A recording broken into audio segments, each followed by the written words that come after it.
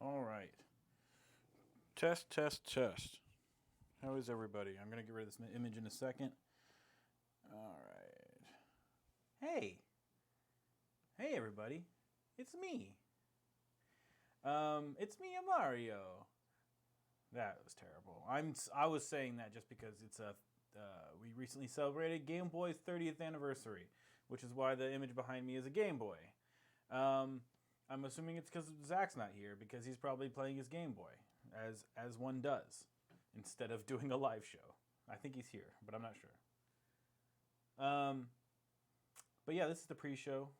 Just checking audio, making sure everything's working. How are you?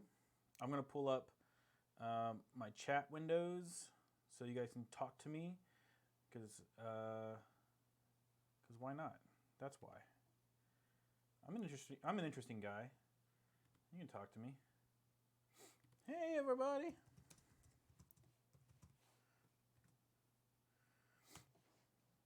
You know what's interesting about it being for me, about it being the 30th anniversary for the Game Boy. I have a lot of memories that are associated with the Game Boy, but I did not own one until long after the Game Boy was done, pretty much.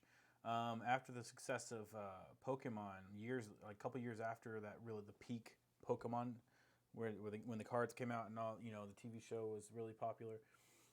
It wasn't until long after that I actually bought a Game Boy used from one of those used game shops. Game Crazy was ours, and so I bought one then so I could play Pokemon finally. I just thought it would be something like I could go back and play, even though everyone else, was long done with it, at least for the initial wave.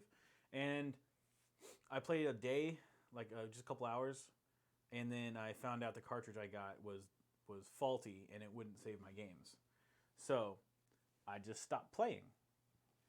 And I have that to thank, I guess, for not being a big Pokemon head.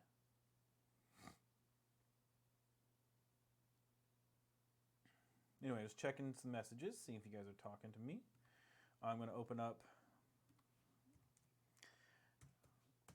Facebook.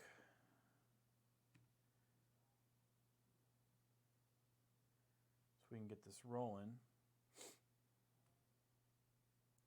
The show will definitely it'll be a full show. Zach will get here eventually, and it's just going to be a real struggle till then.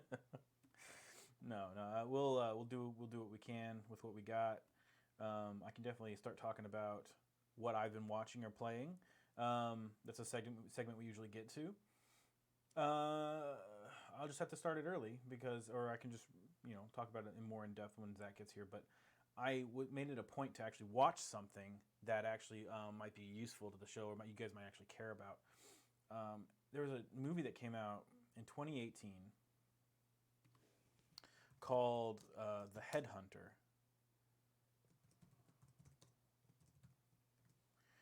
And it was on my radar only a couple weeks ago. I was super curious about it because the only reason I found out about it was actually through there was an article I came across that says something about the Headhunter is like the Skyrim movie that will never be. Like that's what it's supposed to be. Like it's some type of this is what a Skyrim movie would look like, and they weren't wrong. It was pretty close. It's a really interesting story. First thing, I mean, it wasn't painfully obvious to me, but it was like because of the limited shots, the limited scope of the shots, and the limited just amount of the action that was being basically not being shown. I was like, this has to be a low budget movie. They're selecting their scenes that they're showing us very carefully, and even though I could tell that it was a low budget movie, it was actually a really good movie. It's like this. It kind of fits in this fantasy medieval horror type of very specific subgenre. But the movie was good. I really did enjoy it. I was a little confused at the end. I think I understand it now after I had to kind of digest it and kind of, because there was a couple of things that came up. It's like one of those. I don't want to give away too much, but it's kind of like the Sixth Sense type of, and I don't mean, I'm not trying to say that it is exactly the same twist. I'm saying that it's in that M. Night Shyamalan realm of twist that come into that you see sometimes where, and what I like about it, I didn't, and I hope I'm not spoiling too much, but for me, I didn't see it coming because I didn't think that it was going to be that kind of movie. I just thought it was going to be pretty straightforward and not have nothing too complicated going on, because the movie seems that way. But there was a couple things that happened during the movie that I was kind of like raising my eyebrow, like, why are they showing us this? And I think this is, I don't even know for sure, but I think I understand it now. I'm definitely going to watch it again. The aesthetics alone are amazing. It does he looks like a Viking. The main character looks like a Viking. He looks like he kind of looks like a character straight out of Skyrim, which is cool. And what's interesting to me, and I don't know if I'm going to do this too, but apparently it's based on like a story. I think a short story, if I'm not mistaken, but it's some type of literary work that it's based off of. Super interesting, super curious piece of work. I definitely recommend you go see it, especially if you like horror, fantasy, Skyrim, all the above. I definitely recommend that. I haven't been able to play much Golf Story lately, which I talked about, I think, last episode, or maybe the episode before. I don't remember. But I definitely recommend that. I have not been doing a whole lot of other stuff as far as digesting entertainment, because I have been, as I had mentioned briefly in another episode, my firstborn is here now, so he's 3 weeks old. Takes up a lot of time. Don't get a lot of sleep. But it's getting better. I'm not sleep deprived at this particular moment. Yeah. And then, I had it. I was going to say something and I forgot. Oh, I remember.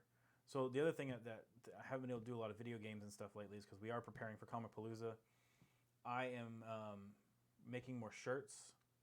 I'm trying to spend any little free time I get to either prepping for Comicpalooza or making more shirts. This shirt actually is a shirt that I made. You can get it on TeePublic. That's where all my shirts are right now. I'm trying to put it into other stores. I have an Amazon store coming. It's not launched yet, but it's there. I just need to get all my designs on there on Amazon. I'm trying to do Redbubble as well, but TeePublic is right now where all of my shirts can be found. And I just did an Astros one that I'm kind of proud of. I really like how it came out. In fact, I guess I could show you guys. It's a pretty cool shirt, but I will pop it up.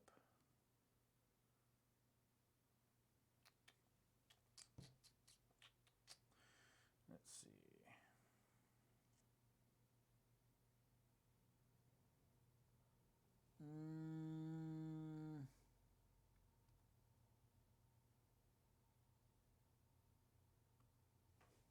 Yeah, okay. Got it. Nailed it.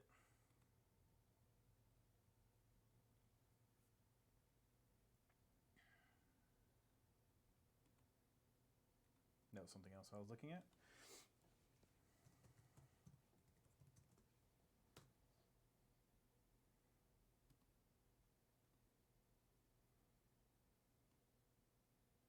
All right. So this is the newest one.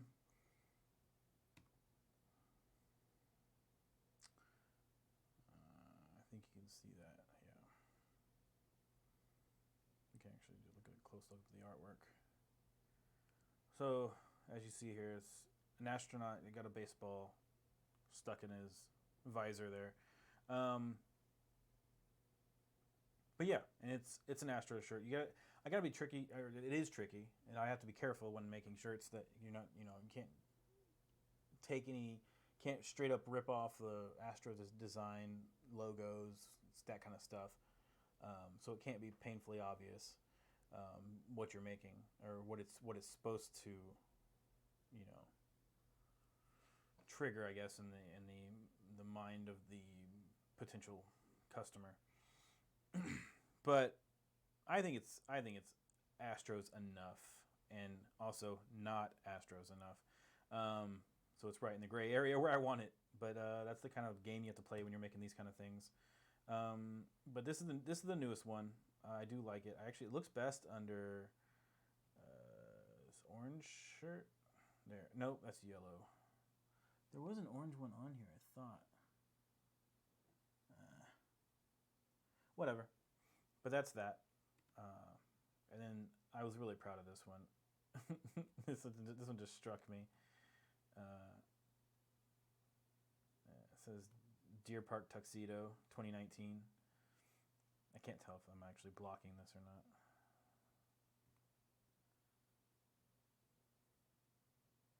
Oh, I put it over myself, so you guys can't even see me. That was smart of me.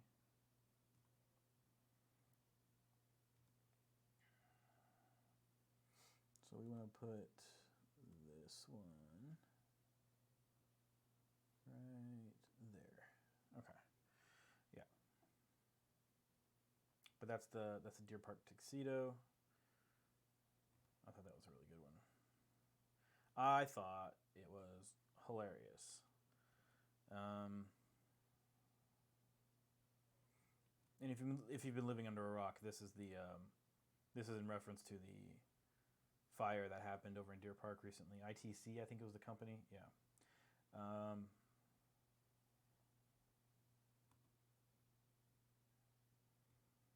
Yeah, but there's a few other ones. This is the one I'm going to have at Comicpalooza. I will actually have these printed. Got them done by a local printer. Actually, I think it was better if I just wasn't on camera so you guys can see it better.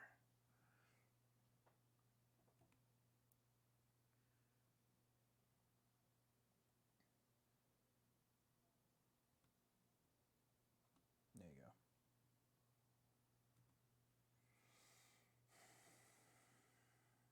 But yeah, so this is the one I'm going to have printed up and ready for everybody to purchase there at Comicpalooza.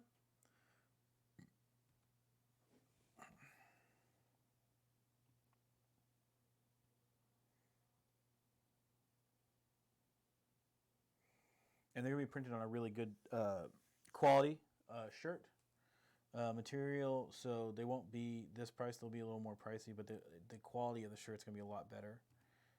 I've bought t-shirts from TeePublic before, just a standard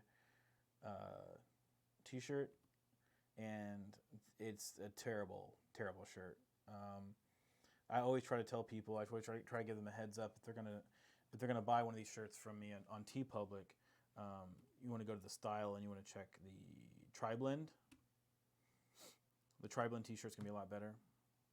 And as you can see here, it's normally $30. If you do that on TeePublic as well, it's because it's a better shirt. They last longer, they feel better, fit better, all around better.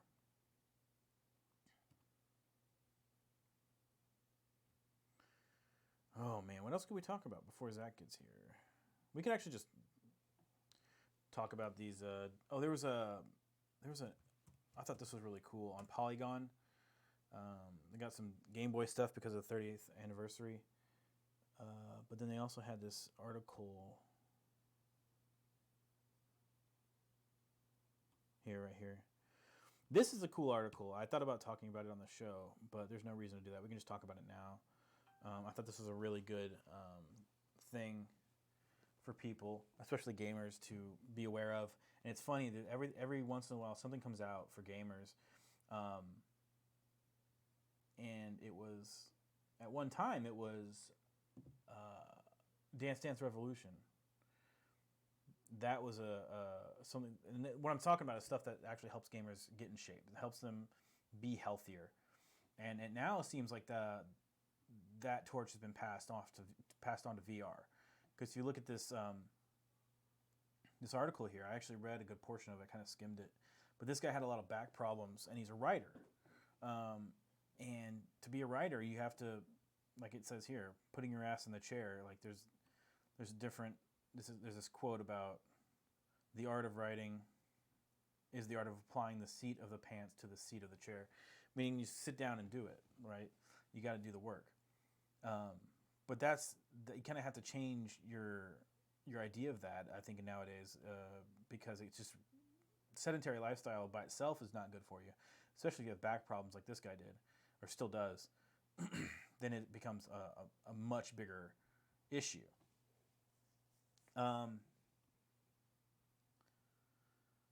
But yeah, so he talks about how he started doing basically games, VR games with the Oculus Rift that helped his health. It got him healthier, helped his back. You know, it does he said a minimum of 45 minutes per day of exercise, which is a good place to start. I struggle with exercising myself. You know, it's just trying to keep with the routine. I had one going pretty regularly. I was trying to do 2-3 times a week. I was doing about an hour of working out just in my garage. I actually have a big TV out there. It's an old projection TV, and I took up a laptop to it, go to YouTube, and I got a couple of different channels I follow for workouts, and you just walk through it with them. You know, they and that's what's great about the technology like we have now. Like there's different ways, so many different ways to actually apply yourself and actually do exercise, that the only excuse you have is that you just choose not to. And that, so no one has, like, I mean, most people don't have like a regular, I mean, of course, if you can't use your legs, duh, there's a good excuse there. But even then, there are other exercises you can do to work out your upper body, and stuff like that. So the excuses are limited. There's very limited excuses you have for not trying to do this. And even we live in an information age where all the information that you ever want is available. So you don't even have that excuse. Like, oh, I didn't know I needed to exercise so many minutes. I didn't know how to work out this part of my body, or I didn't know it was that important to eat healthy. Well, there's no excuses. Like, if you want the information, it's there. We live, unfortunately, sometimes it's slightly unfortunate that we live in a capitalist society, because the motivation for doing anything is money. And so there's also a lot of motivation to sell you things that are unhealthy. So that's another thing. Like, people don't know exactly what foods they should be eating, because what you're seeing is oftentimes what is cheap to make, as far as food goes, and just shoved in your face. And this is what you should buy because it'll give us the most markup. It'll give us the most profit if you eat this and buy this from us, so on and so forth. Not that I'm against capitalism as a whole, but you always, because of that, you always have to kind of take things with a grain of salt. This was kind of fun to watch. I'm kind of a fan, a casual, very, very casual fan of fighting sports. I've played some. There's an arcade game that this kind of reminds me of that I played at a main event. You might see them at Dave & Buster's too, but you get these gloves. Oh man, it's not realistic, but it's a good workout. Here, I'm going to pause this for a second, and I'll bring myself back on the screen.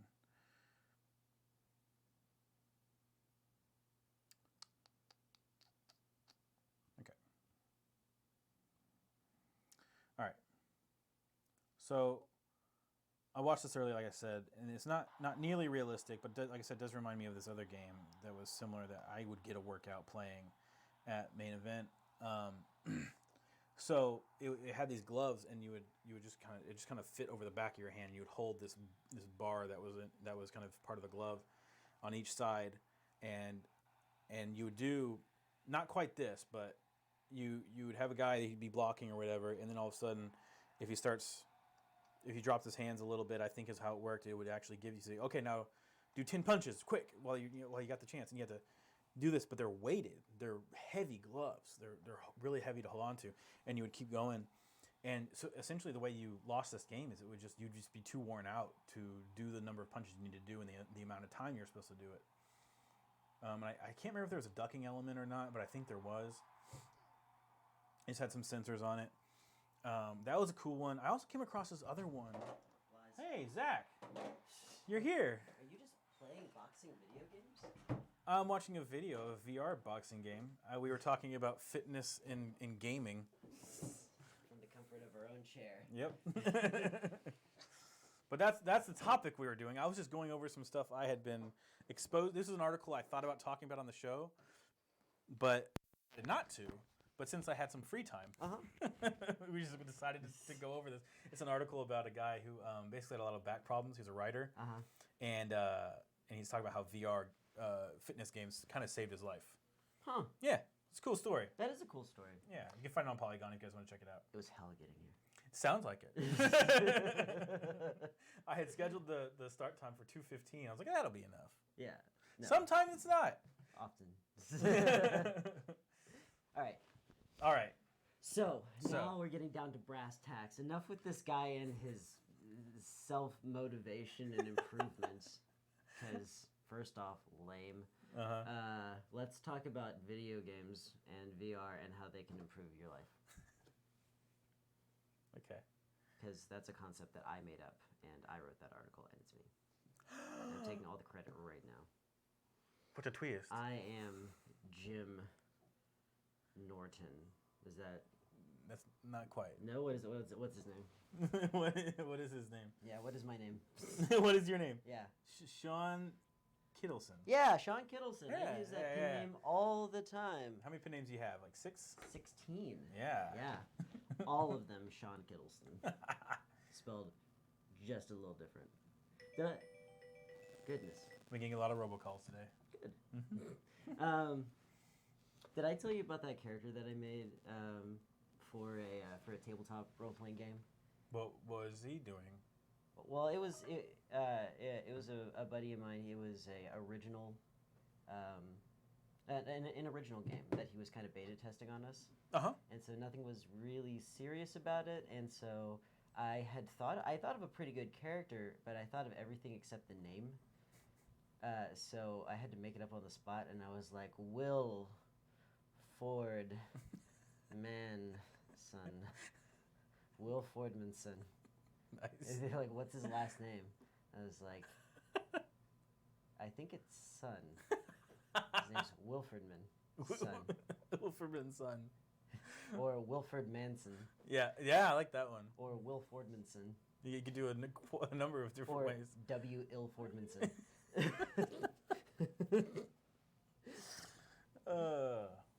Okay, what is the topic? You got some drumming boys and some boxing chaps behind us. That was the article we were just looking at. Okay. Yeah, that was the article. That's just your desktop. Yeah. So I had trouble coming up with like what we normally do, like as far as topics go. I didn't have any like big ones to talk about. No, there've been no movies. Although, did I hear something about Hellboy? Nobody liking it. That I haven't even looked. Yeah, check, because this should tell you something about the honesty in our reviews. Sometimes we don't even know how anybody feels about it. No, we just do our thing. Yeah. Like, okay. I'm gonna look up Rotten Tomatoes. Yeah, the beat on the street is that nobody liked it. So like that's we're awful. The only ones. It was a good first off, movie. don't check Rotten Tomatoes. I'm gonna check Rotten Tomatoes. Rotten Tomatoes is garbage. It's not as slanted as you think. 81% on Rotten. That was the old one. Meta. Yeah, it's 2004. This one's called Hellboy. Yeah. The Lost World. Is it called that? Yes. No, it's not. It's called Hellboy. All right. 15%. Yeah. Why? I don't know. Like, what happened? We thought that it captured the voice of a generation. Right. I cannot believe that. Let's do Metacritic. Oh. What do we I'm got? sorry. Oh, a lot of Beyonce going on for some reason. I was looking at this Lizzo one, but yeah, that's Beyonce there. She looks like she doesn't look comfy. Less clothed. She does not look comfy. No. I think being comfy is attractive. Movies. So there you go, Johnny. Now you're the pig. That's fine. I'll take that. Wait, can't you just search Hellboy? Yeah, I can. I thought it would be Hellboy 2019. It just came out, so I just thought it would be. You can't even do that. Yes, I can. Oh, right here. 31. 31. Yeah. Oh. Your whole life's a lie. My whole life's a lie. Mm-hmm. Well, that's a good thing. I'm going to read some of these reviews later. Do it now. You said we got nothing. Well, that's true. We don't have a lot. But do you want to start the show first? Oh. I haven't actually started the show. The Five-Fingered Mary. America. I'm Zach Nanimus. Johnny Dim. That was a quote from Hellboy 2004. Oh. By the way. Nice. And welcome to the WarPod, the official podcast of the Houston Nerdcasting Collective. No, it's not. Of the Warlocks Entertainment System, your one-stop shop for pop culture and nerd news around the Houston area and the world. Today we're talking about just whatever floats our boat, and it happens to be what we were talking about last week. Because if Limbaugh can do it, so can we. Okay. But the audience score, if you look at Rotten Tomatoes, is 62% for Hellboy. That's a little bit better. I don't trust Rotten Tomatoes in any way. I know anymore. But they've ruined their reputation. Have they though? Yes. What started it for you? When they were literally deleting reviews. User reviews or yes, user reviews. Okay. Yeah. Okay. Now, what I said I was going to do was actually look at some of the reviews and see why these people didn't like it. So we're going to the critics. The splatometer. Yeah. Okay. Just some headlines here. They usually take These are snapshots. Yeah. If it was my call, I'd write nothing about the movie and leave this space blank for readers' notes. Interesting. Readers' notes? Readers of probably whatever publication he Look at published. this cowlick I cannot get rid of. That's fun. Yeah. I look awful today. Did you just wake up? No. It took hours to get to this. Oh, wow. Yeah.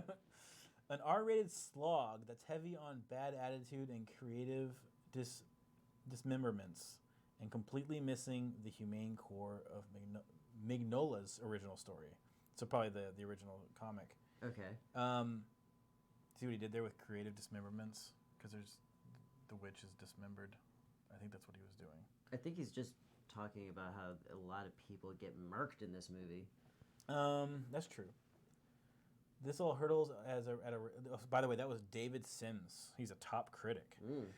This all hurdles as a relentless, unforgiving pace glued together with many crunchy guitar licks. You don't so much as watch this movie as submit to being pummeled by it. That was No one is saying bad things about this movie. I don't understand the score. Creative dismemberments. Being pummeled by rock and guitar licks. It's That's a metal what movies movie. ought to be. And this one pummeled us especially hard because the volume was so loud in our theater. Oh, God. Okay. But, so this was Katie Walsh, and she gave it a 2 out of 4. Is that a thing? That's not a normal... Okay. Yeah. Watching Hellboy is my new personal idea of hell. Get a 0 out of 4 rating. Okay. I mean, hey, check YouTube. Okay. See if anybody's engaging with us. And see if they saw Hellboy and if they wanna give their 2 cents as to why it's such a bad movie. And I know someone. Well, Justin. I need some ID, love. Nope. You stop. You stop. Yeah. Go to our website on quitecontrary.com. Oh wait. No, it's not gonna work because you got to go to. I don't want to do this here. I want to do this here. Oh, okay. Yeah. Because you don't want to show every. Yeah, I got this here. Yeah, there's no one on here yet. Aw. 2 are watching though. One of them's us. You want to invite everybody in the world? Yes, I would actually. Go ahead. There's not just an invite everybody button. Mm-mm. That is the lamest thing I've ever heard. Did you just invite me? Is that the buzz I got in my packet? You told me to invite everybody. I'm inviting everybody. No, that's something else. Okay, so everybody hated Hellboy, and you're done for liking it. That's unfortunate. So there you go. Johnny. Yes, sir. What you been playing? I haven't been playing anything. Have you been playing I've been Fatherhood? I've been playing Fatherhood. I've been playing Adobe Photoshop and Adobe Illustrator again because I had to make a thing because someone wanted a T-shirt. I already showed these guys. Well, In the pre-show. Okay, I'll check it out later. Yeah. At the early bird special. In the early bird special, I went over some of it, and I also showed them which T-shirt I'm printing up for Comicpalooza. So, Rockets fans, you got a thing to look forward to. The beard. Yeah. You still drumming that old beat? Yeah, it's printed. I'm printing it up on T-shirts, and they're going to be available. That's what I'm going to be. That's what I have. Okay, there's no comments on the Facebook, but yes, I was telling people about, and I wanted to tell you this. Okay. For people in the show proper, I did watch. I wanted to bring something to the show, something I had ingested, entertainment-wise, to talk about. So I watched something that piqued my interest a week or so ago, and that was The Headhunter. It is a movie. It's a 2018 movie that came out. It hit my radar when I saw this article pop up that said something about The Headhunter being like what a Skyrim movie would look like. And I was like, well, that's interesting. A Skyrim movie would have the title Skyrim. Like, that's one of the main things it would. Yeah, but they're talking about aesthetically what this movie, it did look similar because it had the main character wears the helmet that became a big part of the marketing push for Skyrim. The downward horn thing. Yeah, he didn't never wear. Well, he didn't actually have the horns, but he did have the helmet that came over with the eyelets, which seemed similar. And what was interesting, I didn't talk about this earlier. The movie shows the main character, doing a lot of things. There's only like 2 actual actors that you see on screen into the entire movie. Mm-hmm. The main character, he's doing stuff you would do in Skyrim, like crafting. He's crafting things. He's creating potions. He's doing woodworking. He's doing armor smithing. Is this a montage? Like, it's the whole movie. They got money playing like in Hellboy, and they just. Well, the thing is, the movie is I could tell because of what they chose to show, what scenes they chose to put into the movie. Like, I'm like, this is a low budget movie. Like, this is super low budget. It looks fantastic, but you can tell because they. Does it? Yeah. You've described like no less than 5 individual types of crafting. Mm-hmm. How do you throw that into a movie and keep it engaging and action-packed without it being... Oh, it's not action-packed. I never said it was action-packed. Okay. You know, a Skyrim movie would look like a lot of action. Correct. I didn't say this was Skyrim on the screen. It just looks similar. It's reminiscent of a Skyrim character and universe. I think that it is set in... I think that it looks like a Skyrim movie in so much that the Kevin Costner Robin Hood Prince of Thieves looked like one. It just happened... People happen to be wearing brown and are outside. You just want to shit on everything. I'm just saying that it's not a Skyrim movie. I didn't say it was a Skyrim movie. It's reminiscent. This article claimed it was. I didn't. Well, who is it? I want to know. All right, we'll find out later. They're fools. They're fools. They're absolutely fools. Why is he wearing a helmet while he's trying to make rings? I didn't say he was wearing the helmet while he was doing that. So there's an action sequence. At some point, there is a fear for his head. There's one action sequence in the entire movie. You've seen the whole thing? Yeah, I watched it. Okay. I liked it, but because this is a red flag. You would instantly go, why the hell didn't they show us this? It's because they didn't have the money to. Because he's a monster hunter. He hunts the head. He claims the heads of these monsters he hunts.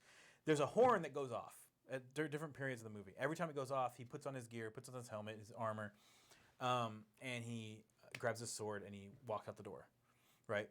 And then he comes back. The next scene, the audience waits with the camera in this empty room. The next scene, he comes back and he's got the head. So they skip all the action every time. And the reason they're doing this is because they literally just could not afford these fight sequences. Do you even get like the sounds of battle? Sometimes. So he answers a call to adventure, which is literally right outside his door, and you hear cling cling. Oh no, not quite that. I'm just remembering a scene later in the movie where you see sound effects and then you see the results of afterwards. But I've done that. Yeah. So the thing is, this is what happens is he's basically getting contracts from the kingdom nearby, or kingdom I guess he belongs to. He lives well outside the city limits, well outside the keep, and you hear the horn, and you find that you see this later in the movie is that he goes through this open field and there's a tree, and it's got an arrow in it, and it's got a contract that's been wrapped around the arrow. Okay. So that's how he gets his contracts. And you see he's got a book full of them, of these different contracts. It'll have a painting or some depiction of the creature that he's supposed to go after, and that's what he does. He just goes out and gets them. How about instead of a monster, just dudes? They could have shown that because they could have just hired actors, like maybe put them a little bit of fantasy makeup, it wouldn't. They were going for a particular thing, and there's story reasons why they went with monsters, and I think that it just makes more sense. Remember about were the monsters large? Is that part of it? Not all of them. Not all of them So are some that of them were large. human size. Some were smaller. So they could have literally just used camera tricks and special effects makeup. Yeah, they could have tried. Yeah. But the way they did put it together, I thought was a little more visceral, and I appreciate the way they did do it. It's a movie I liked. A movie that a little kind of confused me at the end. I think I get it now, but I'm going to go back and watch it again because I think there's something I missed. It's that cerebral? Kind of. Or is it just confusing? It's one of those. Like, I was trying to do like a comparison. Like I think it has kind of like an M. Night Shyamalan twist, and there's stuff that you definitely. I caught some of them. I caught some of the hints throughout the movie, and I was like, because I didn't know what that meant at the time, and it wasn't until like 10 minutes after I watched the movie I was trying to scratch my head like, what? And then like, oh yeah, that thing that happened. It kind of adds up, but now I have to watch this movie. it's really interesting. It's an interesting movie. Anyway, that's Where can you find it? Tell everybody at home. I don't know How best this is I pirated it. best. I plug for a totally movie illegally downloaded ever. it. The next Conan O'Brien. So if you like this movie, I just completely explained to you. Well, Pirate it online. well, let's just do this. Silkroad.com. Don't. Access the dark That was web. actually an MMORPG I played for a short while. It was called the Silk Road. Because that was a real thing. Yeah, it was a real thing. Well, it was a physical thing. Right. It was a trading road. Yeah. That is Return to Oz. I thought it would say something in here where you can get it, but it may not. Like, is Frank watching something with something screeching in it, or is she laughing? No, I think that's the movie. Her mom's in there too. I met her mom. Yeah. She's weird. Okay, you can buy it on YouTube, Amazon Prime, and Google Play. I don't buy things on YouTube. Well, you can, if you would like to. Otherwise, you can get it the way I did, and it's free. Yeah. What do they call their service? RedTube? Who? YouTube when you buy it? YouTube Red. YouTube Red is a subscription service where it gets rid of the. Yeah, RedTube is just the. That's porn. What? Yeah, don't go there. Not on our account. Wait, not on our account and not on our accounts.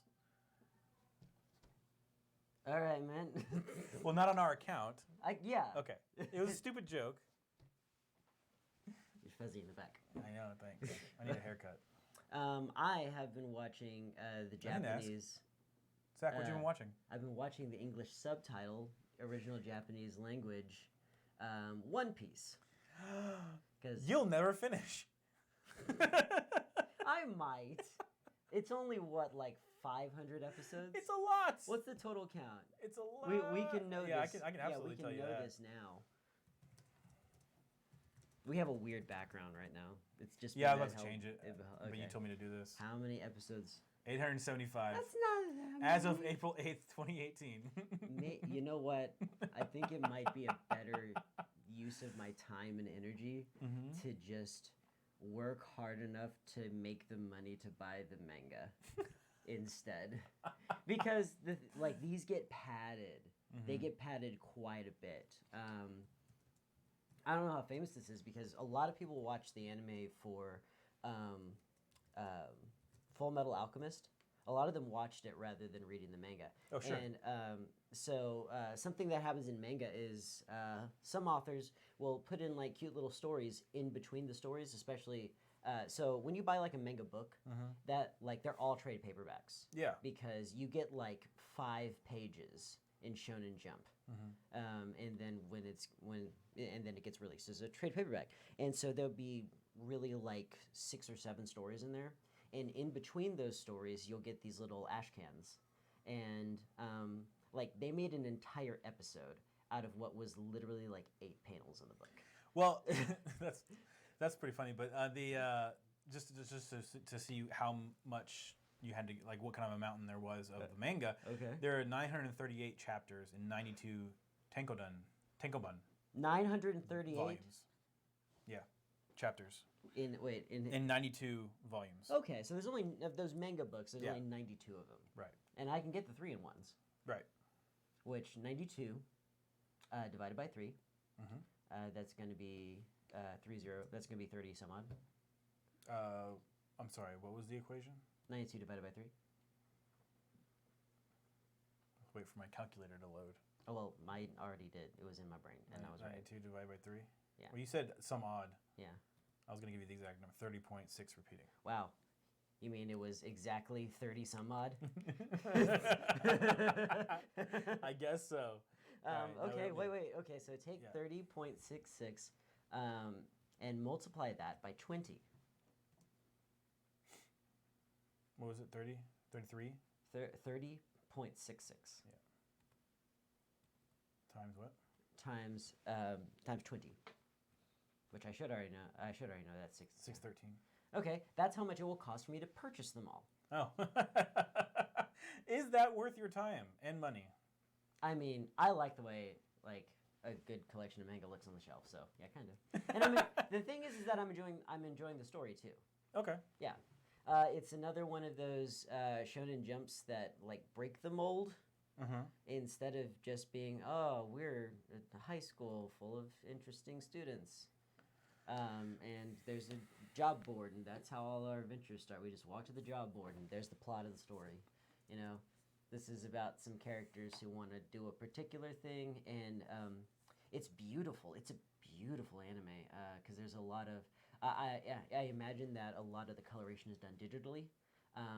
But it masterfully recreates the effect of watercolor if it is done digitally. Or some of them might just be watercolor. The whole thing looks really good. It's bright, but it is screaming at you 100% of the time. The main character, Luffy, cannot settle down for 1 second. Is it the long-armed dude with the hat? Yeah. Well, he's a gum-gum dude, not a long-armed dude. What's a gum-gum dude? He ate the demon fruit. He ate the gum-gum fruit. Oh. And it made him a stretchy boy. Oh, so that's actually a thing. That's not just a... Okay. Yeah, it's not just an aesthetic. Right. And it also takes away your ability to swim. He can't swim? Yeah, because all of the... But he's a pirate? Yep. All the demon fruits come from the sea. And like your penance for stealing from the god of the ocean is that you'll drown if you try to swim in it. That's unfortunate. Yeah, it's a whole thing. Okay, that's cool. Yeah, I like it. Yeah. I think you'd like it too. You think I would like it? Yeah, we'll just snuggle up with a bowl of popcorn, watch some, and read some anime. Read some anime for sure. Yeah. Yeah, absolutely. Do you believe that you're enjoying it more because it is Japanese words spoken with subtitles? No, in fact, I recently started watching Akira. It's not that I didn't like it; it just started way too late. So I haven't finished it yet. I'm probably just going to start the movie. Yeah. I'm going to start the whole thing over. I had to start it over like 2 or 3 times. Oh, really? Yeah, and it's just because it's pretty long.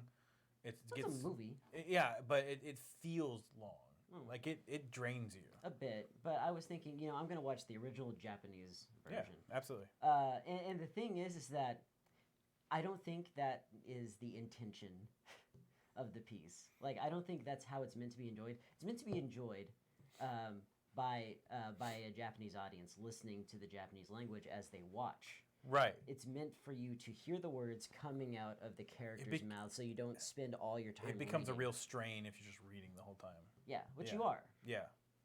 Yeah. Well, okay, strain is a strong word for it, but you don't get to appreciate the art, and the art is just stellar. The animation. That's is half the stellar. reason you're watching it. Yeah. Yeah, it's just the aesthetics. Yeah. So that might be something I just buy. Like Yeah. Akira is not particularly long as a comic book. They keep saying that they're making a live action of that, and I have not seen anything. Why would they even bother? I don't know. Like, they can't do better. They can't. No, we can't do better. Promise. At all. No. I believe that's true. Johnny Dim, That's me. you put a Game Boy behind us. I did. Tell me why. 30th anniversary of Game Boy. Well, they don't even make Game Boys anymore, so I don't know what they mean by that. Well, it came out 30 years ago. Okay. That's about it. I got a chip on my shoulder about that. About anniversaries, because if you stop making something, it becomes dead. Yeah, it's not real. Well, not only that, but like I don't know. Well, why, they do that even for famous people. Like it's Benjamin Franklin's Like 700th birthday. right, yeah. Sometimes they'll do that for John, like John especially- Madden. I was gonna say Not dead. he's not dead yet. I was gonna say John Lennon Okay. because, like they'll say that there'll be the whatever anniversary of the day he was shot, or the day or his birthday. He would be so many years old if he was still alive. Mm-hmm. So the Game Boy. Some of them exist And still. there are some famous Game Boys that have been shot. Exactly. Yeah, Yeah. absolutely. You ever seen that shattered screen of a Game Boy? It's really sad. Have you seen the really crispy one? No. Okay, so there was this dude, and I'm gonna get the story. Actually, I think I know what you're talking Yeah, I'm gonna get this all wrong, but like this dude was like, he was an American soldier in the Middle East. about. Yeah. And like he I think he got blown up, and so like his Game Boy is like crispy. It's melted. Yeah, but it works. Right. But the thing is like I don't know why the DS isn't part of the Game Boy line. You know, they just switched over. They're like DS. Like Yeah, right here. The unstoppable Game Boy survived the Gulf War bombing. There you go. Yeah. Oh, it's a video. Well, here I opened this up and just they can't see it, but yeah, we won't watch it. Yeah. Okay. But yeah, they've had a really great history of handhelds, and the durability thing. Oh boy, Like, what? Keith is. I'm seeing that our boy Keith. He's talking about One Piece over here. One Piece will never end. He just said 31. Like Goblin Slayer and the Job Board, Luffy has ADHD to the extreme. Yes, he does. Well, I don't. You know, he seems like a focused individual. As far as attention deficit's concerned, he can be pretty well focused. What's he saying? He suggested the Headhunter sequel is Headhunter 2, all the action. I like that. Yeah. But the thing about the Game Boy is that its durability is no fluke. Like that's part of the design. Right, absolutely. They don't make them like that anymore. No, they do. They do. The DS. The DS is pretty strong too. Yeah. So for research and development, the prototypes of the DS had a benchmark. They any prototype to be approved had to be able to be dropped onto a concrete surface. I think onto a concrete surface from approximately 1.33 meters. Okay. And the reason is that That's where your pocket is. the average distance of a breast pocket to Yeah. the floor. Yeah. Yeah, and you know they literally said if you can't drop this thing, it's not worth making because you know if you make a crappy product that's made to break, people aren't going to like it. You know, like iPhones. That's a good point, Keith. He said Game Boy equals Nokia phones. Nokia phones are pretty much indestructible. Yes. I was following what's his name, Chris. Hemsworth No. to the bathroom. Your improv is on point. in a balaclava. No, the guy that does he used to own Nerdist. Chris Tabell. It doesn't matter. No, we know this. Kristen Shaw's a horse. Chris Pine. No. Chris Evans. No. Christy Yamaguchi. I bet you Keith knows. He's about to say it. Yeah. Chris. Are you sure it's Chris? Yeah. He was Attack of the Show. Nope. Chris Wait. Hardwick. Hardwick. Yeah, Chris Hardwick. He was Attack of the Show, No, he wasn't. wasn't he? Oh, he was not a host, Yeah, he was. but he did it. Yeah, he did. You're right. He did some things on there. Yeah, and I was this close because I just remembered his comedy band Hard and Firm. It wasn't quite Leroy Jenkins, Keith. Huh? What? I just remembered his comedy band. Hard and Firm. Yeah, there. He's done a lot of stuff. Particularly fond of the song "American Dinosaurs." Didn't he have a scandal? He had one that they may have diffused, and it may have been unfounded, Well, but they don't what know. was it? It was his ex-girlfriend claiming that he was very abusive in their relationship. Was it brought to trial? They settled, I think. They settled? They've either settled or... I shouldn't say things like that because I really don't know what happened. You can know. I can find right out. now. But what I do know is that AMC did a... because he's the one who does Talking Dead and Talking Bad and all that kind of stuff. And they kind of put him on hold. They're like, okay, we're not going to put you on TV right now because of this thing. And they did their own private investigation and then said, oh, we don't think he did anything wrong, so we'll bring him back. I know that happened. I just don't know if they if there was an actual lawsuit or... yeah, before you go singing this guy's praises. I'm not singing his praises. All I was going to say was I followed him on Twitter, and he actually went home to his parents' house, or his mom's house, I think, and found in their attic like an old Nokia phone, and it powered up. He didn't lose charge. Yes, he turned it on. Yes, I think it was a Nokia phone. That's ridiculous. Pretty sure it was. All right. That's all. That's all I was going to say. See, AMC cleared him. Okay. But I don't even know if it was an actual lawsuit or anything. Why is Chris Hardwick still a thing, according to GQ? Oh, man. The allegations, he was going out with somebody from the Disney Channel. It looks like Bjork. She published an essay talking about it. Hardwick being emotionally abusive while they were together. Early in their relationship, established some ground rules. She was not allowed to go out at night, have male friends, drink alcohol, go to public places. After a while, she became terrified of upsetting Hardwick. Okay. So it was really just domestic stuff. Emotional abuse, and at this point, it's speculation. Right. You know, and the thing is like we say the same thing about people that people like, what's his name? James Gunn. Yeah. You know, James Gunn never went to trial, and like you just have to respect that fact. Right. You know. We don't have any hard proof about anything. Yeah. So the Game Boy. Yep. Any fond memories of Chris Hardwick and your Game Boy? For me? Yeah. I was telling them during the pre-show. I only owned a Game Boy after their popularity had waned. There had been at least the Game Boy Advance had been already out. Okay. And so I bought it because I wanted to play the original Pokemon. And I bought a cartridge of Pokemon Red. I put it in my new Game Boy, and I played for a couple hours. Went to turn it on later after I turned it off. Found out my cartridge was damaged. It won't save. So after that, wait. That's actually fixable. It's really fixable. no, I think the cartridge was dirty. Like it got dirt in it. Okay. And I think that's what caused it. That's also a quick fix. Yeah, if you open it and clean it or whatever. But either way, you can't do it now. Like it's long What gone. did you do to your cartridge? I don't even remember what happened to the Game Boy. It's still alive out there somewhere. Somewhere it's out there. I just decided not to play my Game Boy after that. I just didn't. And so that's the only... I may have turned it back into Game Crazy. That's the only exposure you've had to a Game Boy ever? I mean, I've played my friends' Game Boys, but that's the only one I owned. Yeah. Wow. I did not play a lot of Game Boys. Okay. I was jealous for most of my childhood of everyone who had one. My first one was a Game Boy Color. I had two games. I had Tetris DX, which was the bomb. Yeah. It had a really great soundtrack, was the weird thing about it. And then I had Pokemon Blue. Sure.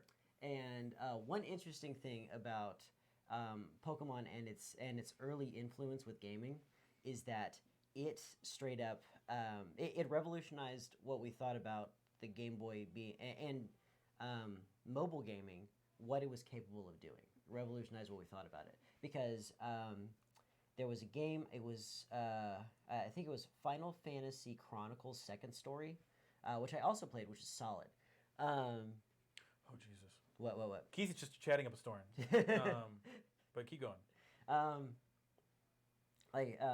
That really pushed the boundaries of what you could fit in there. It was an action RPG. You know, people were running around, leveling up, hitting each other with swords and stuff like that, and it's just really engaging game. And the creator of Pokemon saw that game, and he was like, I bet I can make a really good traditional JRPG with like almost no animation in it whatsoever, and just stack data into this thing. Because if you play the original Pokemon, like there's like 2 frames of animation for anybody that's walking, scrolling environments, and in combat they wiggle a bit. That's it. Yeah. But it was just a classic because everybody liked the concept. Everybody liked the way you played the game, capturing stuff, and that really was the brainchild of the Game Boy. That's why there's no there are very very few console releases. What is making that noise? I think it's outside the house. I think it's our neighbors. Okay. But hi, Jeremy. Hi, Steve. And Hey. To get us caught up on Keith's input, he says Disney's to blame for the whole Chris Hardwick thing. And the truth is out there. Is that what Jeremy added? Because he No. freaking loves the X-Files? No, but Keith also said that he remembers playing Kevin Hastie's GBA. That is a mutual friend that I have not seen in a long time. I saw him only a couple times after we graduated high school. I did not graduate, but after they graduated high school. Uh-huh. Yeah.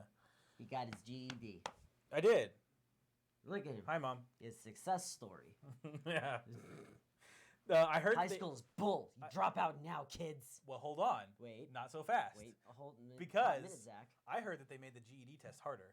When I took it, it was so easy.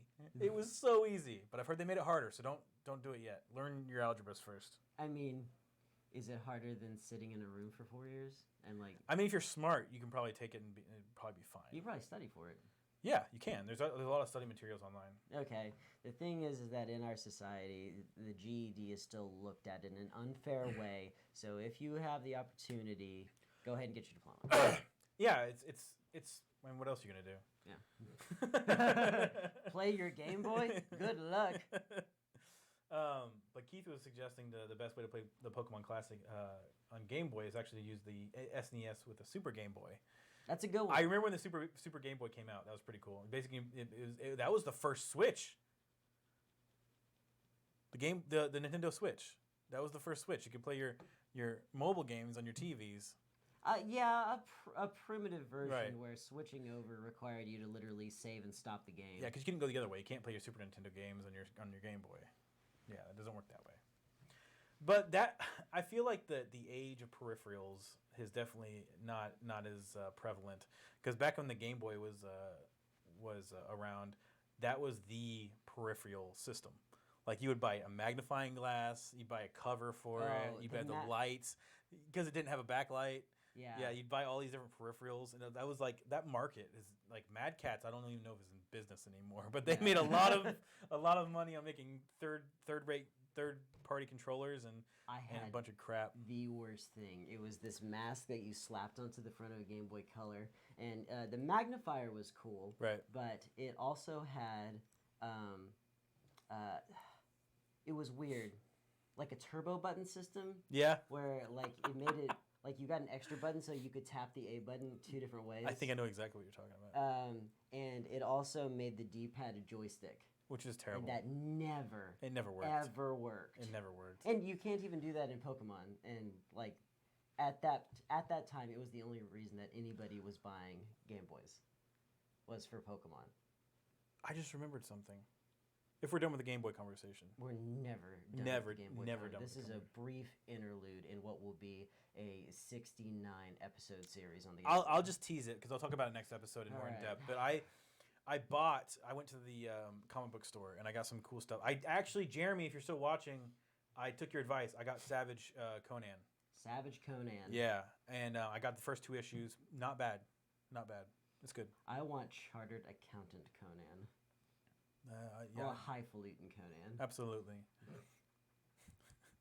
Do you have the comics? Show us the comics. Well, no, I want to talk about it next episode. Television show. You want to talk about it? Yeah, well, next episode. Aw, wow. I was going to tease it. Are we running out of time? No, but we did have other stuff to talk about. You said we had nothing. That's Not a why lot. I said I struggled to come up with topics. There's some stuff. There's more stuff than usual. We have to we have to talk about Comicpalooza. There's a couple different things I want to talk about with Comicpalooza. Actually, you're right.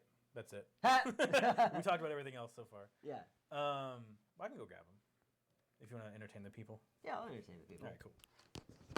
All right, cool. Final Fantasy I don't know if I'm right about that. I kind of want to look it up. Let's see. Final. Of course, as soon as people are watching me, I can't type. Final Fantasy Game Boy Action I really hate typing on other people's keyboards. Action RPG.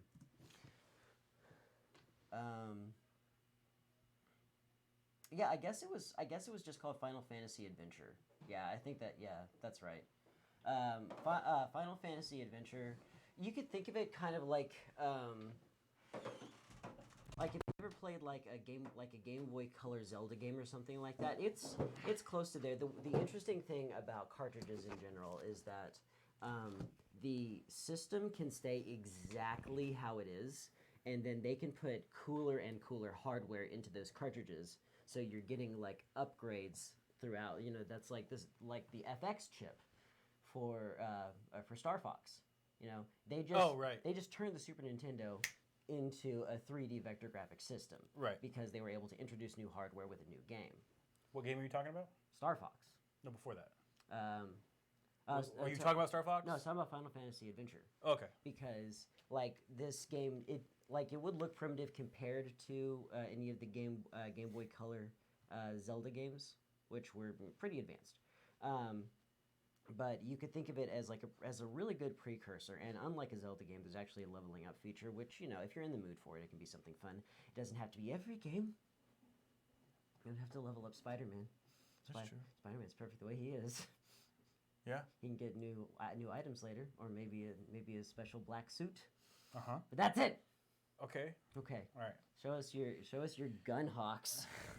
Show my gun hawks. Well, first, this was the Savage Sword of Conan. Ooh. Yeah, this is Jeremy recommended. He pretty. said it was a good book. When he recommended it the first time, and I was at the comic book store, they did not have any copies. Mm-hmm. So I looked again this time, and they had it. I really like this right here. That reminds me of some of the original Metal Gear Solid artwork. Mm-hmm. It had, I think that's a watercolor. Of course, most things are digital now. But yeah, is it monochrome inside? No. No. Okay. Now it's full color. He's eating meat with a lady, as Conan does. And then he's A flashback. Then he's eating sharks. Yeah. Not 2 pages later. It's not a bad Conan. I don't know. My understanding of the Savage lines of stuff.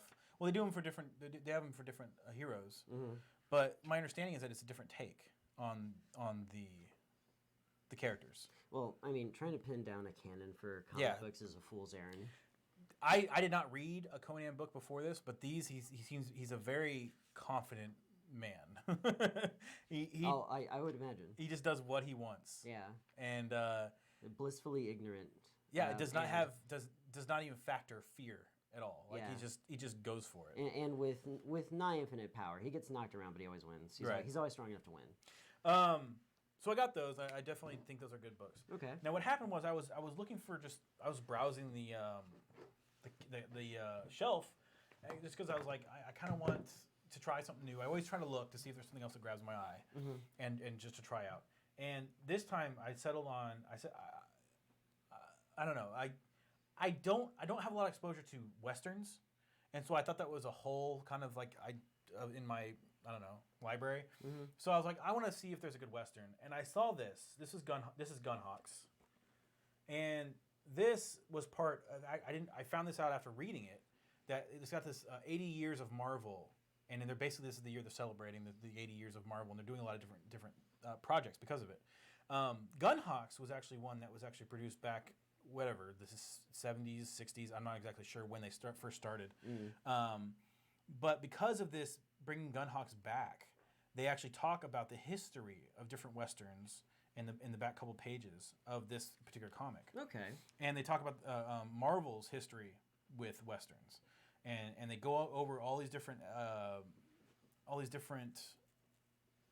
comics called, like, one's called well, there's actually this one guy in particular who loved the word kid, and he thought kid had to be in every title of a western. So you got like Apache Kid, Two Gun Kid, Arizona Kid, Texas Kid, Ringo Kid, the Kid from Dodge City, the Kid from Texas, Outlaw Kid, Western Kid, and Kid Colt.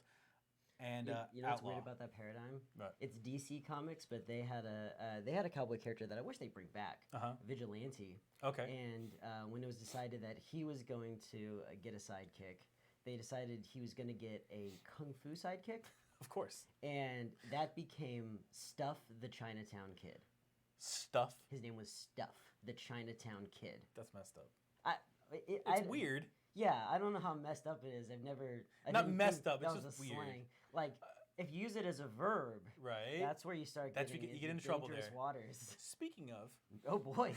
so I decided to. I got interested, but after reading all this history, I was like, I'm kind of curious about some of these comics. So I went and You went on eBay, and I bought What? some old school, the Rawhide Kid. Wait, is it all just Rawhide Kid stuff, or is it just... This pack is all Rawhide Kid. It's the same series. I think it's a 4 issues. I haven't even opened it yet, but I think it's a 4 issue. It is packed in an odd fashion. It is. Oh boy, I knew you were gonna do that. Okay. No, sorry. Okay, so now I got. Okay, we'll talk about that in a second. I love his look. Yeah. So yeah, he's super. Just he's got the nice button. He got the buttons on both sides. Yeah. Yeah. I don't even know what you call that. I don't either. But it looks very buttoned up for a cowboy. It looks like Bucky Barnes, honestly. Now I don't know if they just did this because of the look, how he is so buttoned up. Mm-hmm. But what they did was they rebooted it in the 90s, and that's what I have here. This is the Rawhide Kid. That is Western Bay forever, right I'm there. trying to get it so it's not a glare. But you didn't see this. Look at the second one there. Oh now, my. The reason both of these are different what's interesting, characters. Well, hold on. Let me give you the rest of the backstory. Okay. This is a gay cowboy. Okay. So that's why I thought this was a really interesting reboot, and I wanted to read it. I want to read the original, and I want to read the gay reboot. Okay, and the interesting thing about it is like you can definitely okay. I don't necessarily see a gay aesthetic in particular. Mm-hmm. Not that there really needs to be one. It's just like this is just a rugged man, right? And this is just he's fits right in with the gals, doesn't he? Oh, there's a glare. There you go. Yeah. Yeah. So there's a lot of. This one's really, really cute. Yes. And this one is the Michelob man, or the, right. Yeah. The Michelin man. Man, what's his name? Marlboro Man. Okay. Explicit content. Yeah. And in both. And it's not Marvel. Mm-hmm. So it's Max Comics. Yeah. So basically. I've got porn right here. Yeah, this is porn. You got porn. I mean, let's crack them open. All right, let's do it. All right. We're not going to show you. You're right, we won't show you. But you'll see our reactions. We're definitely reading dirty comics on the show right now. Oh, man. Max Comics presents. And like the thing is like there's a lot of busty ladies on this, so like now, you can tell that. What year was this? Were these used? Are these secondhand? Yeah, I believe so. Oh boy. Why?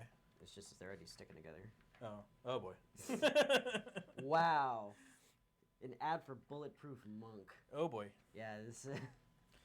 That puts a date on it. Okay, we got some chap action. I haven't come across anything explicit. Like he just hasn't worn a shirt. Oh, and yours? So far. This page was used, so it's and I just got away from the staple. There you go. He's in his undies. Okay.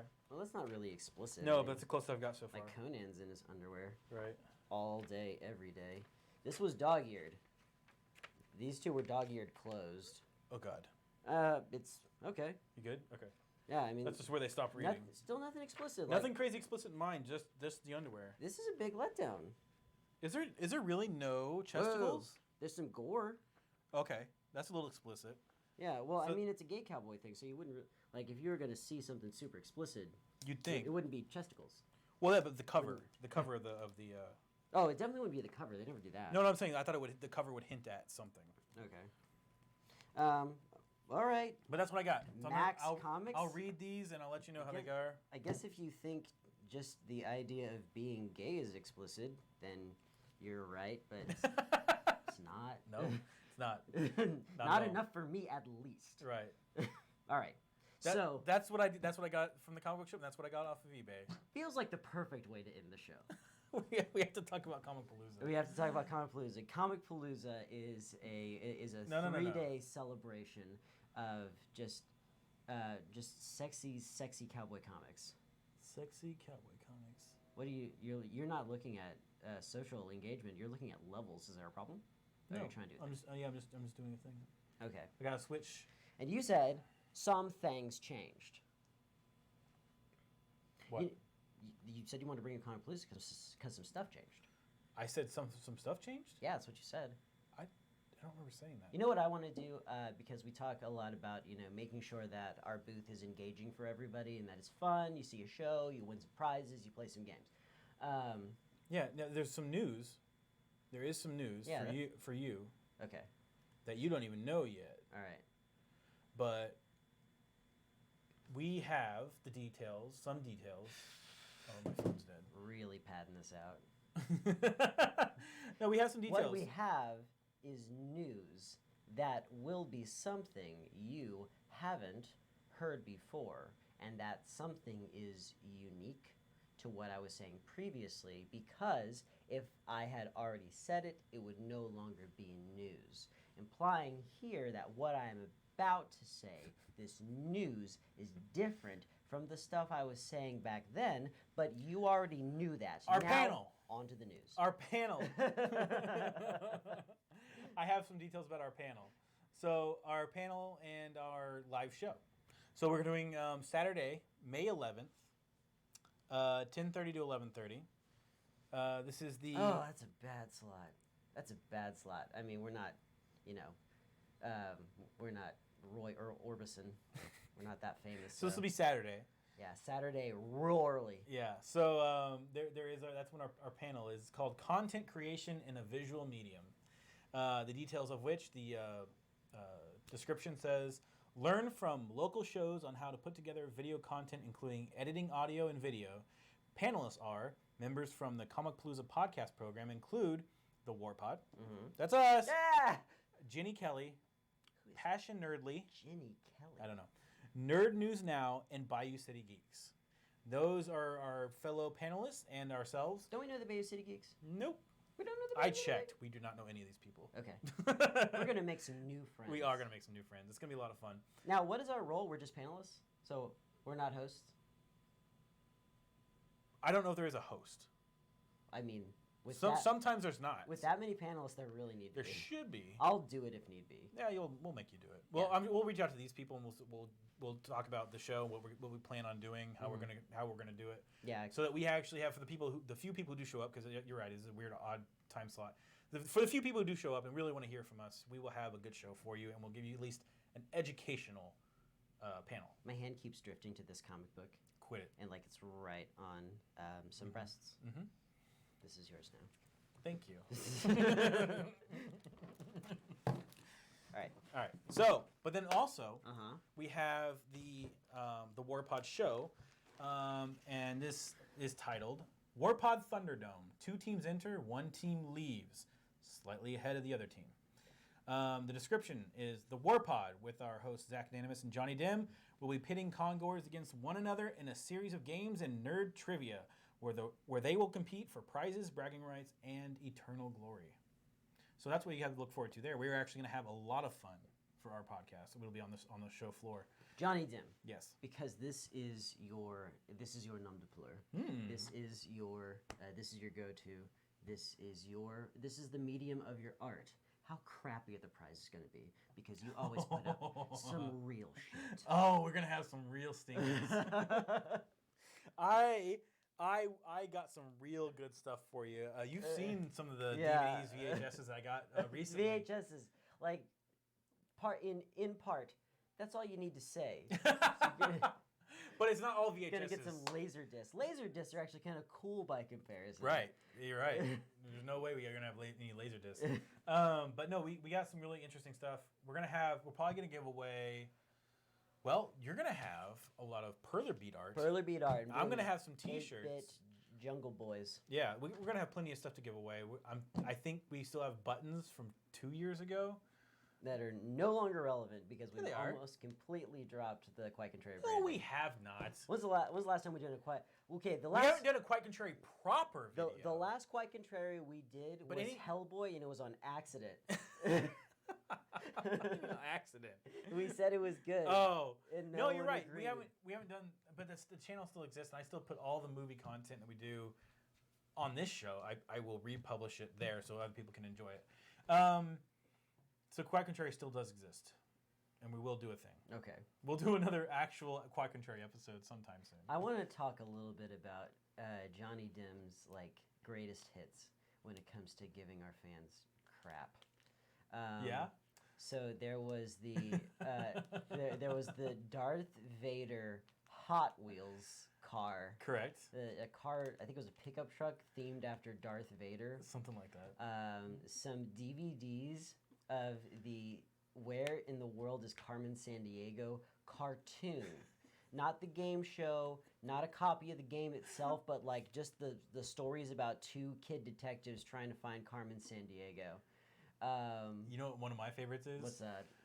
We actually had some kids last year that were really excited about our VHSs, and I got to give away Spice World to them, and it was one of my favorite moments from Comicpalooza. Yeah. Because they were excited about it. Yeah. It wasn't even a bad thing. It was funny. I'm not sure if this was their entire reason for being excited, but what they would do sometimes immediately after getting one from us is they would look on eBay and see how much it was going for. Yeah. And sometimes it was quite a lot more than I paid for them. Yeah. So that's a good prize. Yeah. There was one I wanted to talk. Oh no, my favorite moment. Yeah. Was definitely I think it was our 300th subscriber. Oh, that was great. He got a certificate from us congratulating him on being the 300th subscriber to Quite Contrary. We took his picture, which he did not look enthused to be part of, and he threw the thing away. We found it in the garbage, not far from our table. It was great. That was great. I remember we still have that picture somewhere. And yeah, he just does not even look that excited. It's because we do prizes. You know, there are lots of people who are going to come up and just don't care. You know who I miss? I think his name was James, our super fan. We met him at Comic. Jeff, super fan Jeff. Yeah, he loves. What's the guy's name? The main man. Kiss Boy. Yeah. I don't know. Dead. The motorcycler. Crap. The Deathlock. Pudgy Lockheed. Slapper. You know what I'm talking about. Lockheed. What the hell is that guy's name? Why did we just both blank on that? I have no idea. I'm really surprised you don't remember. He's the main man. I'm just gonna Google Kiss looking. Actually, I'll do it so you guys can see it. Just look Justice League, the main, or Superman, the main man, and Superman, the main man. Superman, that's his catchphrase. Superman. So he says it's the main man all the time. The main man, Lobo. Yeah, you got it before I even pulled it up. Nice. Yeah. The main man, Lobo. Yeah. All right. Yeah. Jeff, and I got an email back from him once because I was like, hey man, we got all this, we published this stuff, and we were eating candies he gave us for a month straight. Gummies, yeah. Yeah, back when we used to do the gummy. Oh, I forgot about the gummy thing. You forgot about the gummy thing? I think about it every day. Do you really? I really Why do. don't you ever say it? Because you think it's just dead and not coming back? Yeah. Some things are just meant to die. Although you're supposed to not be engaging in the last 20 seconds of any given video, so they have an opportunity to click on the links. But if you're not engaging enough, then you're just gonna leave before the links pop up. Well, you're supposed to do it exactly in the last 20 seconds, or right when the links pop up. Okay. I think the overall problem is that we got too engaging. Right. There are always little plots in those where we're slapping each other. I guess. I don't think it's a bad thing. But anyway, we can talk about strategy later. Since we're talking about Comicpalooza, we've been talking about the last couple of weeks. We've been highlighting different parts of Comicpalooza. This time, I would like to actually highlight the live entertainment that's going to be going on at Comicpalooza 2019. They're going to be wrestlers? I didn't see any wrestlers on here in this part. So they will Comedy Sports actually has a couple different things going on. They are an improv group. Yeah. Yeah, and I actually recently worked with one of the guys that does Comedy Sports. Doing what? My job. Oh, okay. But yeah, he was a new hire on this project I just got finished with in March. Nice guy, super nice guy. He told me he did Comedy Sports, and I think I'm gonna go check it out at some point. Yeah, it sounds really cool. These guys. The Fairy Boys. You hate the fairy boys. don't like the fairy boys. Don't know why. It just bothers me. Why? I don't know. They're just fairy boys. They are just fairy boys. I think they're obnoxious for just being obnoxious. The thing is that they don't do anything outrageous. They literally just dress up. I've never. That's their only crime. And the thing is, they're here. Yeah. But do they have? Okay, their story began in 2010 when Wit talked to Dim into attending the Renaissance Festival in Texas dressed as winged fae. Since then, they bring their unique sense of humor and fabulousness to Renaissance festivals, comic conventions, parades, and charity events all over Texas, Louisiana, Arizona, Kentucky, and Georgia, with many more locations planned in the future. Their colorfulness has been seen on almost every form of social media, many newspapers, online as well as print, radio, and TV. But what do they do? Do they have a skit, a show? They're just just fairy boys? They're just a couple of sloppy bears dressed up as fairies. All right. That's what they are, and that's all they ever needed to be entertaining, clearly. Clearly. Not gonna argue with results. Okay, so the more X-rated stuff that might not X. It's not X-rated, but let's say It's PG-13. sex-rated. Yeah, PG-13 rated probably. So you can say fuck once. Once. Just like this episode. The Ken Dolls. It's a lovely ladies and gentlemen of the Ken Dolls invite you to a night of indulgence. If you love burlesque or enjoy a good show, stop by for 90 minutes of fun. There you go. So they had one of the greatest moments of my life was Comicpalooza a few years ago. Actually, was it Comicpalooza? I think it was Comicpalooza. I don't think it was one of the other cons. We won't speak of the other con. No, we can't. I was kidding. But Space City Con, it's the one that... What is that now? Is it anything now? Well, apparently, the guy that ran it, or one of the guys that owns it, he's trying to sneak his way into owning another one. I think it's called Fandom something. Right, but somebody always steals the slot. What do you mean steals the slot? Like, somebody's, like... there's always somebody, like, oh, there's people who are used to going to a con at this time of year. Mm-hmm. I'll just do one. Oh, yeah, there's another one that this other guy was trying to start. I think they're all up in the air now. I don't think they even have dates. But I don't know who's taking the slot. But what I was trying to say was one of my favorite moments of my life was when I decided to sneak off. We were all in we were playing games up in the board gaming area. Uh-huh. And I saw everyone going in this long-ass line, and I found out that it was for this Lord of the Rings show, burlesque show. Yes. And I was like, oh man, well, not everyone wants to go, so I'm going to stay with everybody here. Last minute, I changed my mind. I said, I'm going by myself. And the line was already gone, so I was like, I'm probably going to get a terrible seat. The thing was, there was a seat in the front row that was available because from that perspective, there's a giant speaker that's in the way. So there's a portion of the stage I couldn't see, but I sat right up front and I watched the show. And it was one of the best shows I've ever seen. Were you in the Gallagher splash zone? No. Okay. But, and I don't mean that it was just, I like seeing people take off their clothes. No, it was... It's then nothing wrong with that. No, but I'm saying that this was multifaceted, the reason I liked it, because the performances were great. There were people that were in less clothes. And then also the dancing was on point. Like these guys were professionals and they were very good at what they do. And just this, I thought it was a funny show too. Yeah, burlesque usually is. Yeah. It's a little bit more because like burlesque is an art form. Yeah, you know, and it's fun. Don't bring your kids. It's for adults, and it's okay that it's just for adults. Doesn't make it dirty or cheesy or slimy or anything. But like it's a lot better than just like I'm gonna get naked for everybody. Hello and goodbye. There's nothing to that. No, there's not. Yeah, there should be art form. There should be humor. There should be dancing. There should be thought, creativity. It's a very full entertainment experience, and I enjoyed it. It was very good. I hope that someday they do that again, specifically the Lord of the Rings one, because I love the Lord of the Rings. I want Deadpool. Mm. Oh, Deadpool burlesque. Yeah, Headpool. Yeah. Nice. Actually, that's actually a little too dirty for burlesque. This would be more like Bedpool. There you go. That'd be it. Yeah. So apparently, it's another dance group called Comic Crossover, Good versus Evil.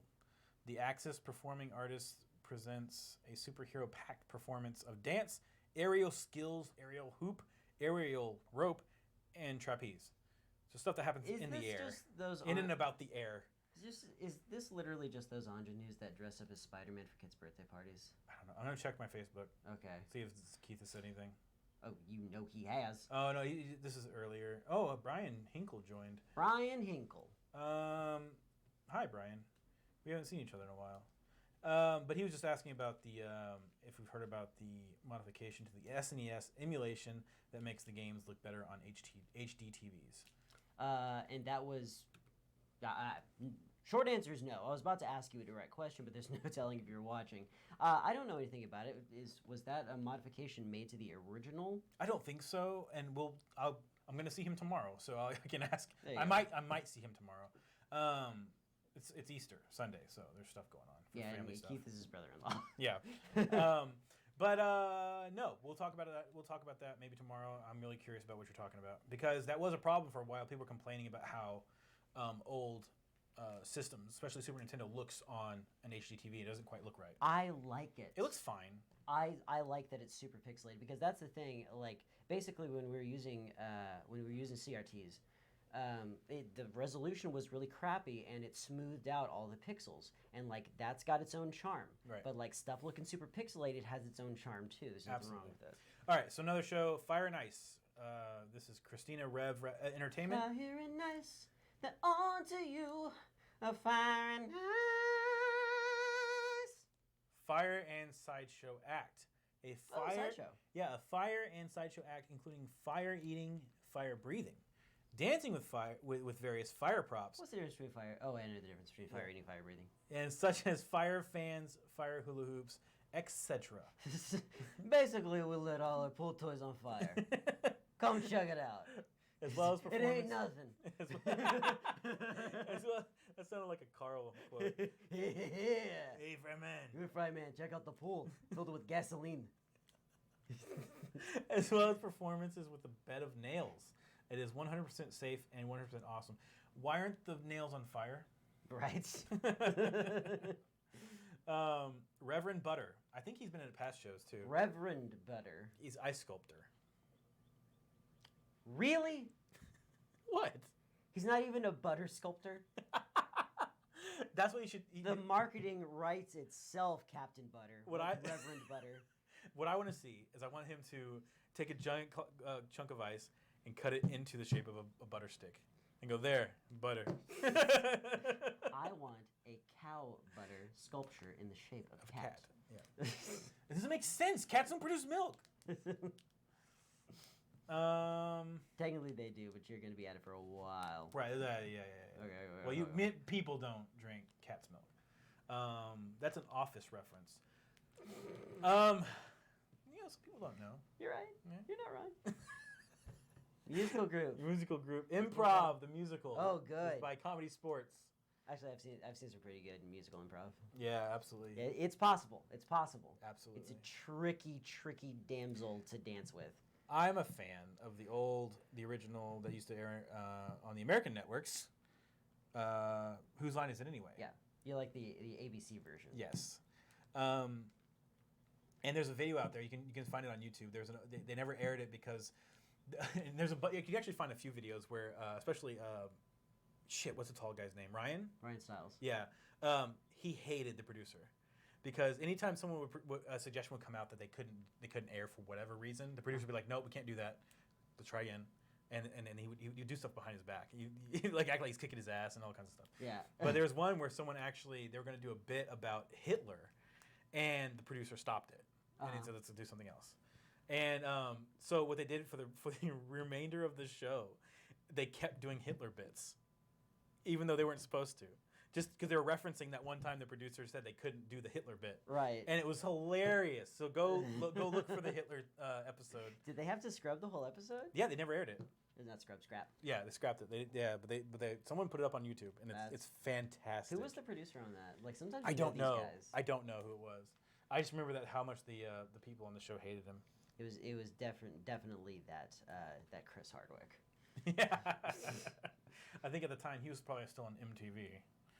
Is he that old? Yes, he was a. He could have. He did that dating show that they did on MTV, one of the original ones where they had a whole bunch of a huge, large group of people, and they would eliminate them big chunks at a time. I never saw that one. Okay, I think it had Jenny McCarthy. Jenny McCarthy was the other host. MTV was useful for the following things. Music videos, once upon a time. I was never that invested in music videos. I was.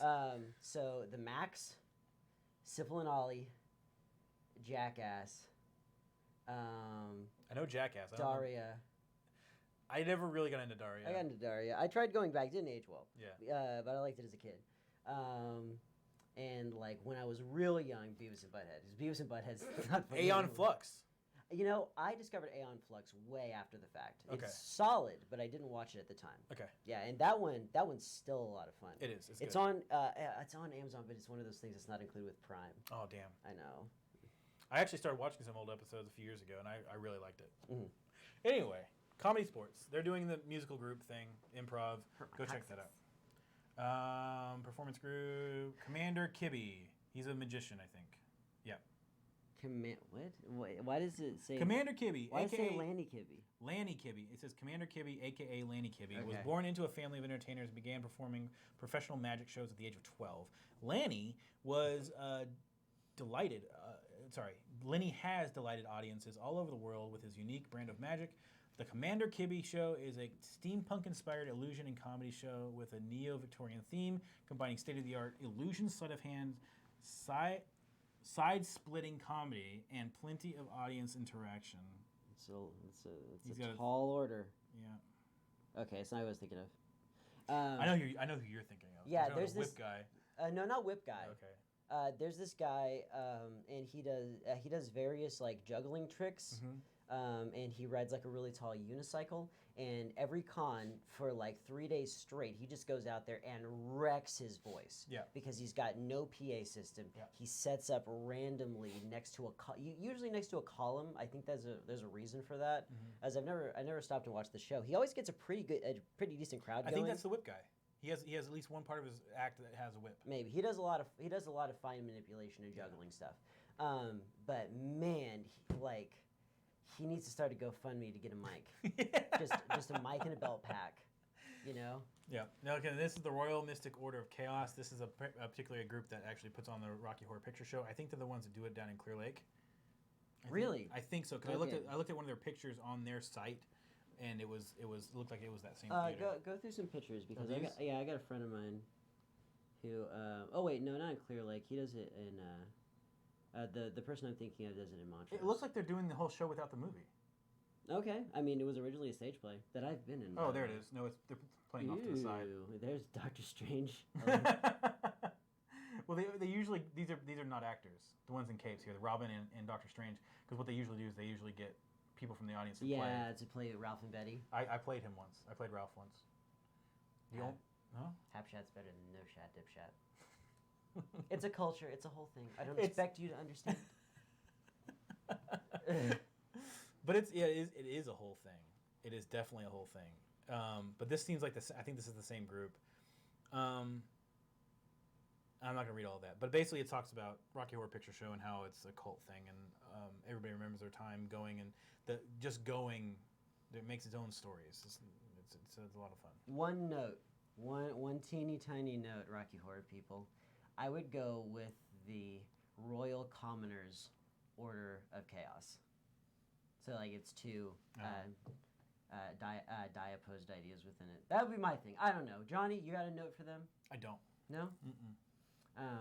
I just hope that they don't do anything that they... To me. No. Yes. But I really don't want them to do what they did to me. I don't want them to do this to anybody else. When I was a virgin, when I went, they made me talk out my ass like Ace Ventura, and I did not like it. Yeah, because it had been a long day. You'd been sweating. Yeah. And like you just weren't... I had a sweat crease right down. You weren't feeling confident opening up your cheeks. I wasn't. In a room full of noses. No. Not at all. Not at all. Actually, that was a first date, too. So... You know what? That's always a solid first date. Yeah, it was an interesting one. Always is. I've been on that date. Yeah. Okay. And also, the last thing we got here, there's a Star Wars Unscripted by Comedy Sports. That sounds perfect. I want to see that badly. I think they're reenacting. I read this earlier. I'll just read it now. What if Owen Lars's moisture farm was a meth lab? What if Luke used yoga instead of the Force? It's all up to the audience to decide in a hilariously raunchy parody that is never the same show twice.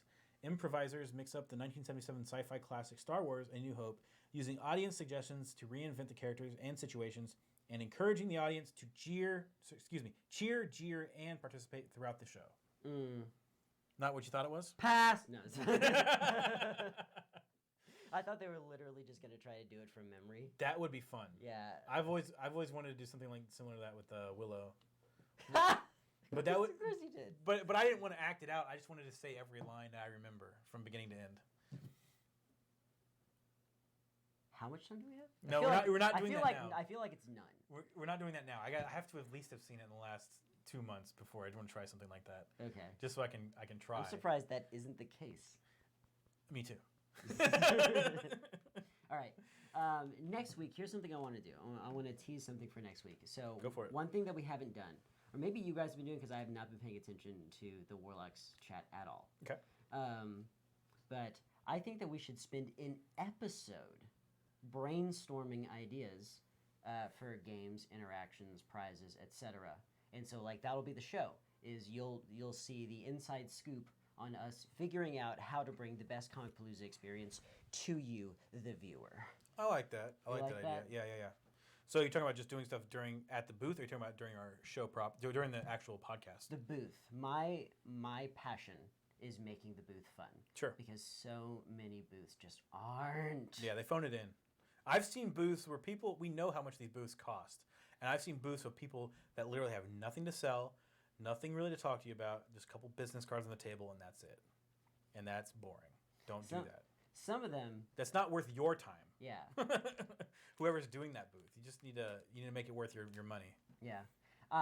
My favorite, and there are cosplay people out there that are really pouring their heart and soul into their hobby. Absolutely. Don't get me wrong, but if your booth is just that you exist. Yeah. You got to have something to interact with. You have to be. Personally, I think the first thing you got to do is you have to be a very personable person. You need to talk to your fans. They usually are. And a lot of them are. Yeah. The ones we've seen, and we've talked to some of them. We had one on the show. Our first year, we had the podcast program deal. Belshare? Yeah, she came on our show. And Belshare, really talented lady. Great. She's great. I mean, if you have prints for sale, have stuff that's con exclusive. Bring people to your booth. This is me just pitching away my new DVD set, how to run a Comicpalooza booth. Okay, here's one thing. Any aspiring cosplayers out there, you want to come to Comicpalooza, here's my suggestion. Get a green screen. Yeah. Set it up at your booth. Mm-hmm. That way you can take photos with fans and they can put anything they want behind them. Make a hashtag on Twitter or something like that. Say hashtag like Major Marvel green screen. And like it'll be like a competition. Everybody gets to show like different weird scenarios that they were able to put you guys in. Mm-hmm. Absolutely. That'd be fun. Absolutely. Or you know what? Bring a friend who's tech savvy and be able to maybe make some scenarios right there that you can email the fan. Sorry. I feel like it's your turn. No, it is my turn. This just announced for Comicpalooza. An exclusive. Wilmer Valderrama. He will be at Comicpalooza. That is awesome. Famous for his baseball playing character in Raising Hope. Absolutely. He's also Fez. There's also Wilson Cruz also is going to be there. Star Trek, Discovery, 13 Reasons Why, My So-Called Life. I don't know if this. Chris Mooneyham? Nightwing, Five Ghosts, Predator. He's an artist, I think, or a writer. Buzz. That's his name. Justice Society of America. Batman and the Max. That's actually pretty solid. Terry Kirkman. Earth 2, World's End, Green Lantern Corps, Deathstroke. Leslie Hung. She co-creator of Snot Girl. Mm-hmm. Which that was a what do I want to say? Brian Michael Bendis. It's the guy who did Scott Pilgrim. Oh, yeah. Michael Cera? No, that's the actor. The guy who made the comic. Brian Lee O'Malley. Okay. Brandon Lee O'Malley. And Jamal Ingle? Or Eigel? Egley? Igloos. Looks like he worked on Nightwing. Looks like he worked on them guns is what it looks like. He did. And he's wearing a shirt that says black. Yes. Okay. All right. I mean, I noticed. Leah Mitter. You try that one. Huh? That's Mitternick? Mitternick. Yeah. She did man-eaters. Man-eaters. Man-eaters. I said that like, oh yeah, that's how you say it. All right. One more, I think. How many more are there? Oh, there's a bunch. There's a bunch of people. There's a bunch new comic book artists, authors, and Wilmer Valderrama. Did I tell you the thing that I learned about the character named Fez? What? That it's a nickname. Mm-hmm. Yeah, because it's foreign exchange student, Fez. That's funny. Yeah. I had no idea. All right. I think that's all we got. That's all we got. We're done. We're pooped. Ending not with a cry, but with a whimper. With a whimper. Yeah. That's all I've got left. Okay. So on that note, we would like to invite you all. Well, first, thank you for staying so long. All the way to the end of the show. We also want to invite you all to like, comment, and subscribe on whatever platform you happen to be watching us. Thank you to everybody who engaged with us on Facebook. We didn't really check YouTube. We did at the beginning. Yeah.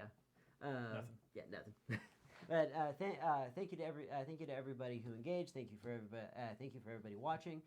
This is going to be a permanent video up on YouTube. So if you like our content, we would very much suggest, we urge you, we beg, we plead with you, share it with your friends. If you like what's going on over here, and the next time you see an alert that we're going live, share it on Twitter, share it on your Facebook, share it down local Piggly Wiggly. It's always a good idea. Share it on almost all the social media platforms. Bouncing your boobs. Oh, that was really. I'm sorry. I don't know what's wrong with me. Good night, everybody. Yeah. Bye.